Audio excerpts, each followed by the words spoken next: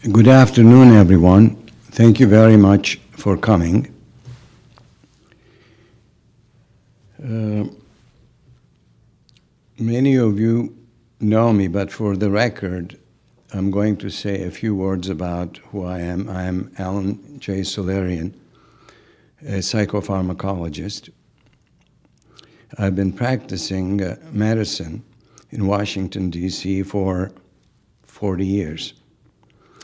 And once, for 5 years in fact, I was the medical director of AMPERT, Mobile Emergency Psychiatric Response Team of the FBI, and I had the honor of doing the psychological debriefing of our FBI agents who participated in the Waco operation.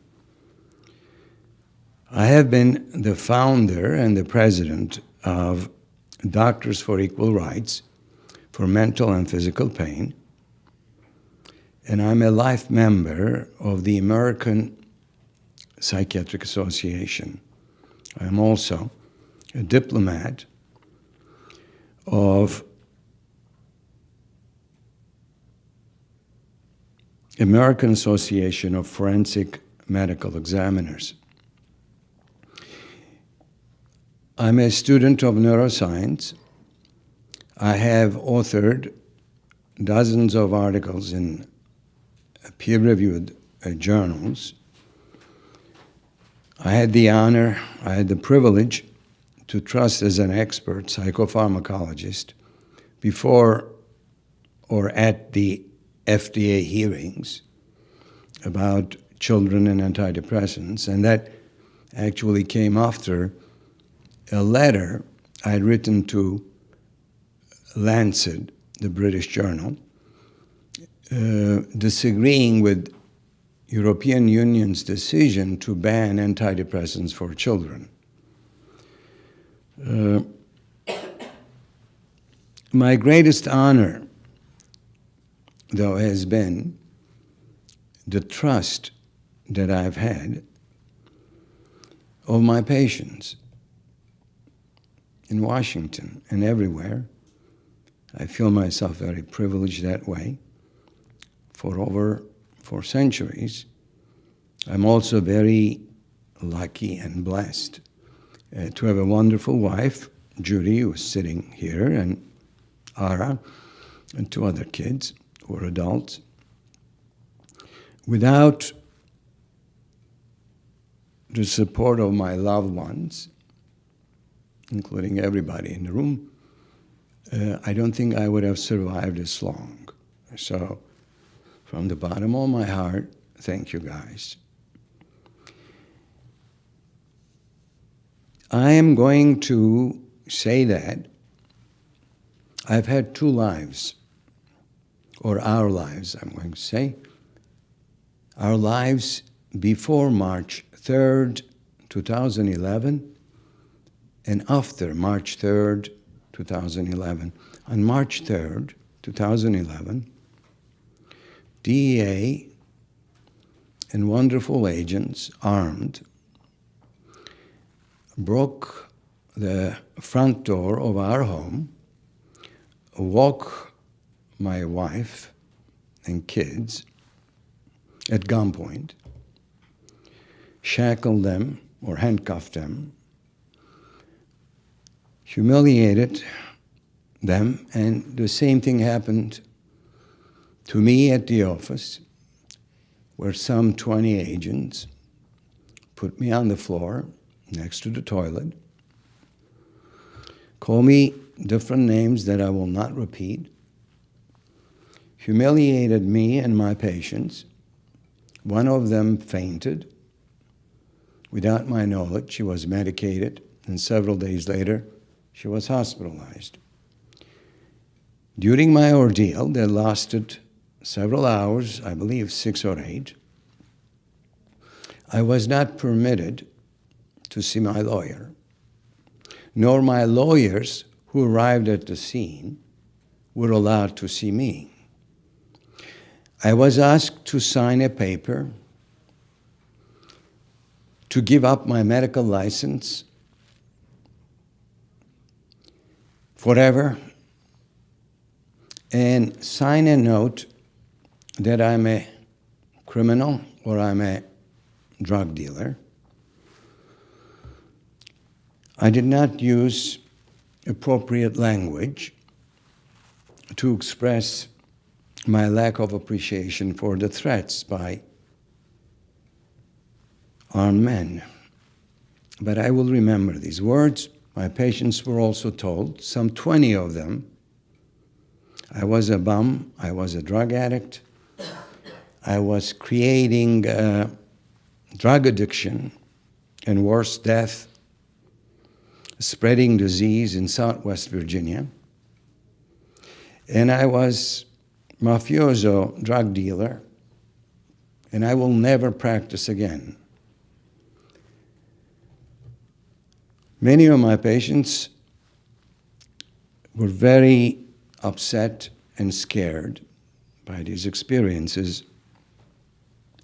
Then I felt very lucky because with my family's help, I got the best lawyers in town. In Washington, D.C., being a town of great lawyers, I said, hey, I'm a lucky man. I can afford great lawyers. I will move on. That was my mistake. 3.5 years later, or 3 years and 2 months to be accurate, after the raid, just a week ago, I heard from a Virginia judge that because of my mental instability, to be more specific, my insanity and my psychosis, I was now facing a situation of going to a Mississippi or North Carolina prison psychiatric facility without a trial. It made no sense. I could understand that a psychologist thought perhaps I was ill. But here I have letters from other doctors, from my own psychiatrist, saying that I'm not insane, I'm not psychotic. If anything, I'm a survivor of psychological torment for 3 years. All these things are known by the judge. I'm not blaming the judge.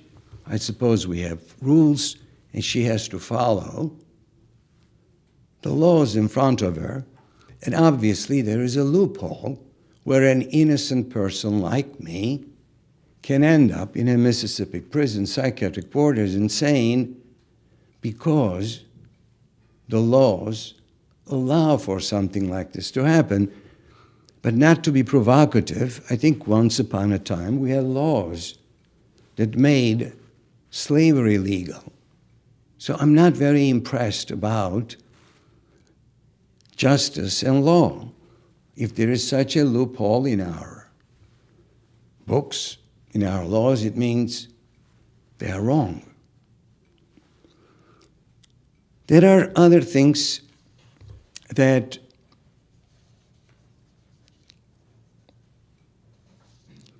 troubles me about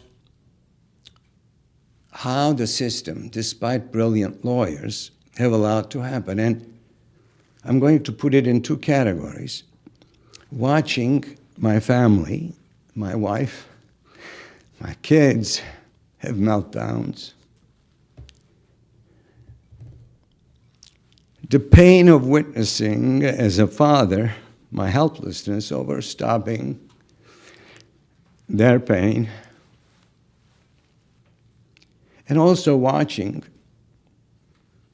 beautiful angels that exist on this earth who came to my help and suffer. Siobhan Reynolds, an angel, Kevin Byers, another angel who became one of my lawyers, in a tragic plane accident died. I'm not blaming the government. It was a suspicious accident. But they died in the process of helping me. More specifically, though, John Merzak, one of my closest friends, psychiatrist friend, was the only soul who agreed to see my patients who were abandoned by me because I lost my DEA license and they were taking controlled substances. 18 colleagues who have known me in this town, and I thought they were my friends, promised that they would help provide coverage for my patients. Instead, nobody accepted patients from me except John Merzak.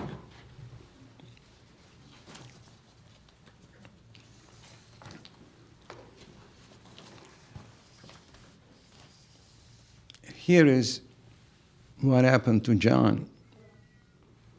Obviously, or perhaps I should not say obviously, my lawyers will have a heart attack, possibly because of profiling. 6 months after John began covering for me, was ambushed by DC Licensing Board with phantom complaints. His office was shut down. He ran into financial difficulties. He was extraordinarily upset, distraught. He did not understand what hit him.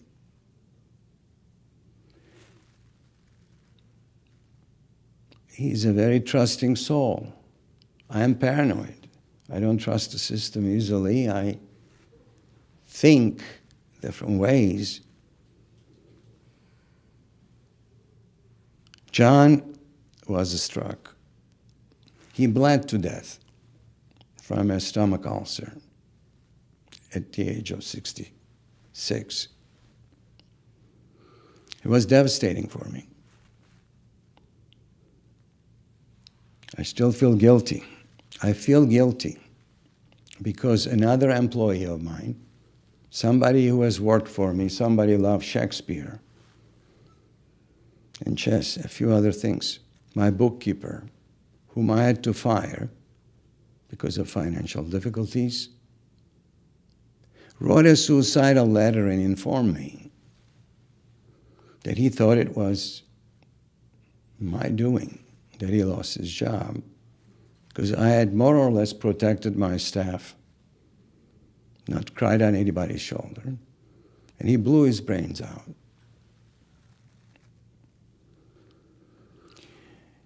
Three patients killed themselves. Each patient is a human, very dear to me. Medical facts would show that they did not die because of withdrawal. They were not in withdrawal. This was not drug-seeking behavior. One person had gone to 3 rehab facilities, including Betty Ford and Menninger, gave up on treatment, and was very unhappy that I could not practice anymore. To get overdosed and die. 2 other people killed themselves. The painful part, after informing me that they were killing themselves because they thought I would never be back, that the system would win, I feel guilty, appropriately, inappropriately, but traumatized. Then I say to myself, how is this possible? When I do my counting, whether it's this, that, I count 11 people who died. I'm not exaggerating. The number of near deaths maybe are twice as many. And I say I have the best lawyers. And now I'm being shipped to Mississippi prison. This doesn't make any sense. Then I say, we're a beautiful country. I believe it. We have the most beautiful Constitution. We have the most beautiful system. But it takes a few bad apples to make our Constitution look very bad, as if it doesn't matter, because my constitutional rights have been violated. I'll give you two examples. My right to a speedy trial. It's been 3 years and 2 months. I still do not have a date. Period. It's also 2 years since the DC Department of Health revoked my DEA license. 2 years. Since then, there has not been a ruling from the administrative judge. How is this possible? So now, twice, I waited, and my rights were violated. Thirdly, again, as a very common sense violation, I've never been tried. Therefore, I'm innocent till proven guilty. Okay? I'm as innocent as anybody else in this room. Now, how is it possible that an innocent person who is not suicidal or homicidal and is not presenting a danger to himself or others can be committed to a prison psychiatric ward against his will? That's irrational and unconstitutional. And all these things are happening in Washington, D.C., not far from the White House. All these things are happening to me with my record of service to my country and to my people. Oh my God, with the best lawyers, if something like this can happen to me, oh my God, what can happen to the average Joe or Jane, Jack, who has no protection? That's why, against the wishes of my lawyers, of my supporters, of my family, I said, I trust my fellow man. I want people to know the suffering my family and patients have gone through.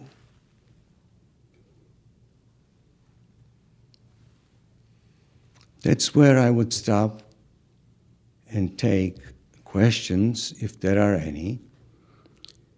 There are actually, the first couple of questions are from Southwest Virginia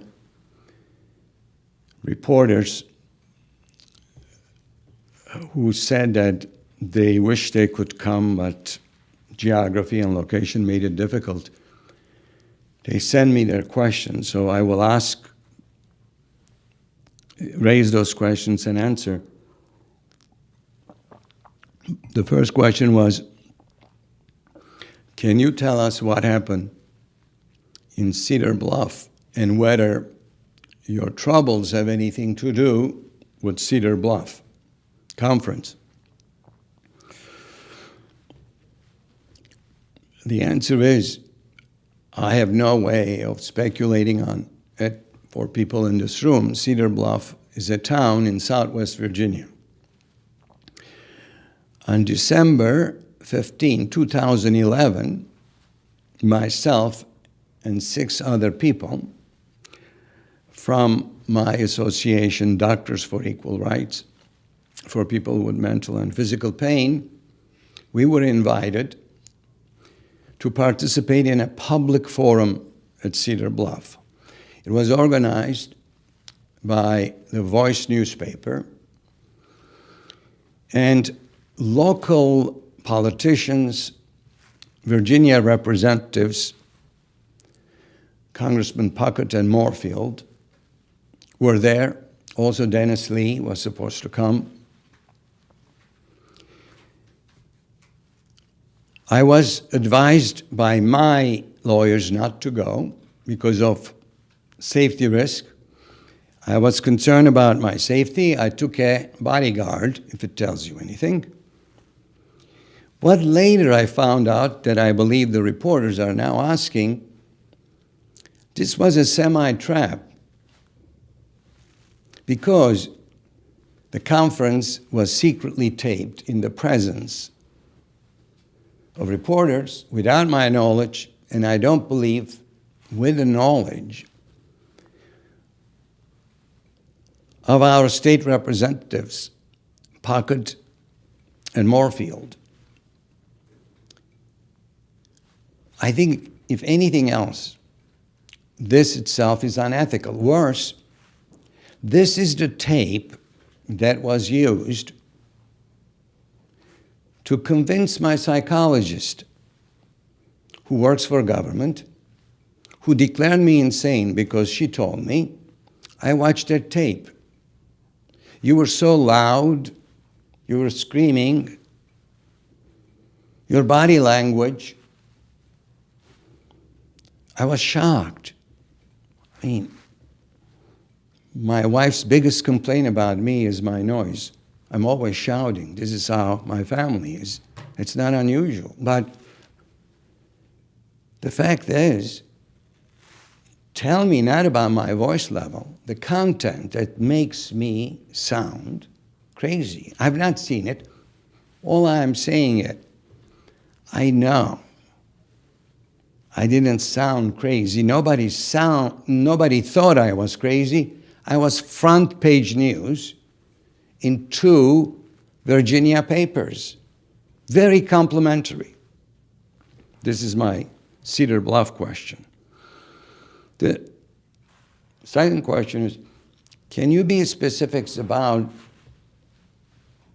the abuses against Virginians? I have tons of material, but one of them is beautiful because it's videotape. It's a real story. It's a young man. His name is, let me be smart for my lawyers and not give any names. A young man. The town War, West Virginia, population 800, was stopped for a routine traffic operation, violation, was severely beaten. And luckily, this was videotaped by a 12-year-old bystander on his cell. And he was told he was a drug addict, and that his drug dealer was me, by name. I was shocked when I first heard the story. How did they know about Alan Salerian in War, West Virginia? I didn't even know there was a town, War, West Virginia, and they know about me. There was DEA, there was local police, it's on videotape, in the hands of my lawyers. And I said, this is a dangerous situation. If just because somebody is my patient and I'm writing prescriptions. Along those lines, CVS pharmacies have stamped bottles, and CVS nationwide boycotted me as a drug dealer without any evidence. Bottles, CVS bottles, my patients have brought, many of them from Virginia, saying, Dr. Salerian, this is 3 years ago, even before the raid. Dr. Salerian is under DEA investigation.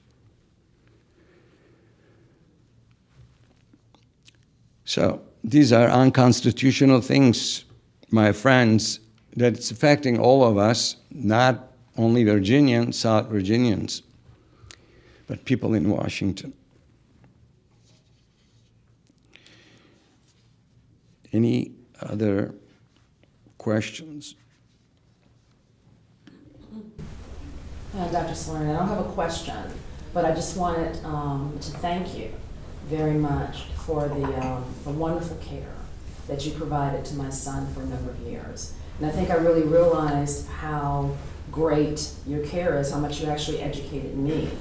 As a family member, when we went to some other physicians, when we could even find another psychiatrist who would provide the service, and we were able to compare, and it made me appreciate you even more. So I'm so sorry this is happening to you. I think it's very unjust, inconceivable really, and I just wanted to thank you very much. Your words are wonderful. Thank you. They mean so much.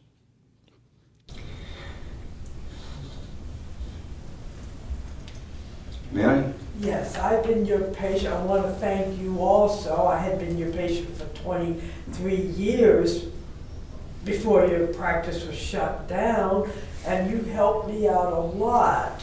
If I hadn't seen you, I would probably be dead by now. You saved my life, and I thank you, Dr. Salerian. Thank you, Mary. Mike? Dr. Salerian, first I want to thank you for the invitation to this event. I apologize it's under these circumstances, very unfortunate.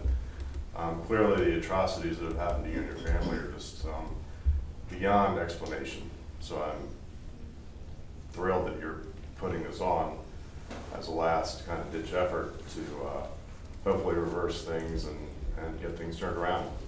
And I'd like to be a part of that, which is why I'm here today. But I did put some questions together.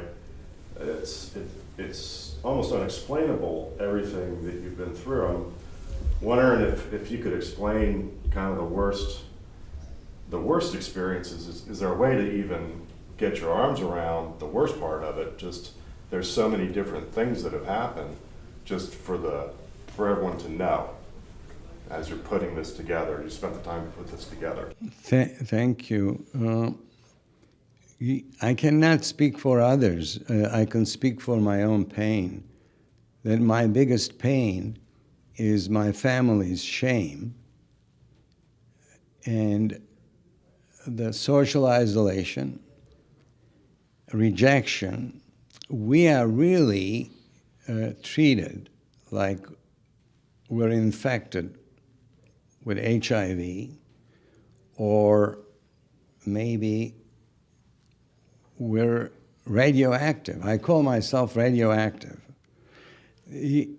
I'm not saying this with bitterness,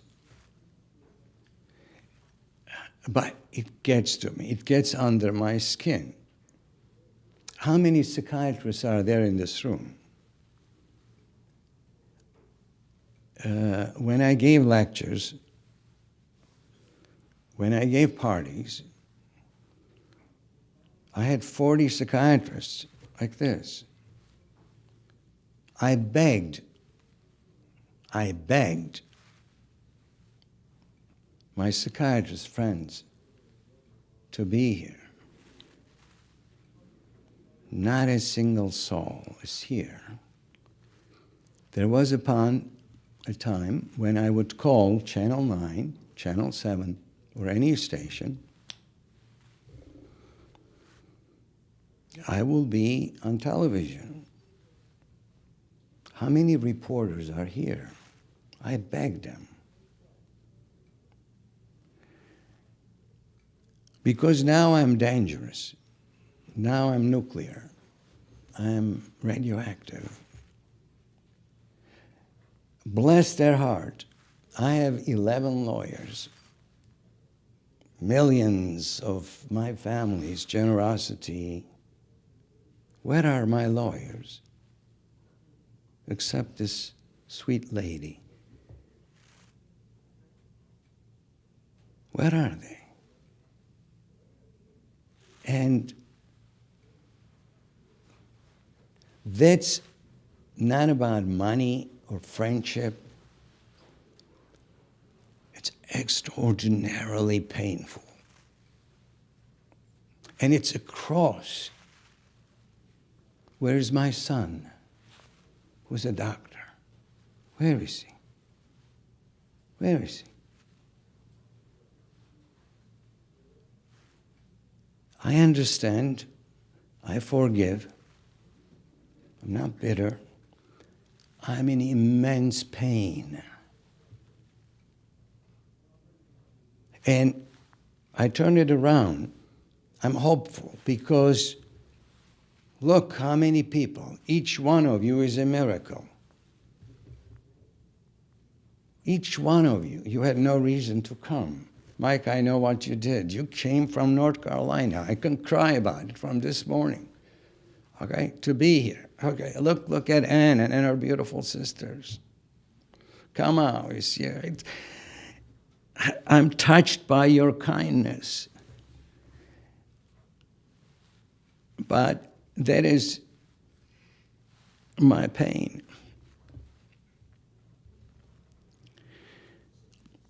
I'm going to stop now, thanking you for coming. And the biggest favor you can do, and I ask this on behalf of my grandchildren, grandchildren, future generations, spread the word. The suffering of my family and my patients, in violation of my constitutional rights, in violation of my constitutional rights. This is not America. This is not us. Understand that it takes a few bad apples to scare everybody and disregard our beautiful Constitution. That's my message. Thank you.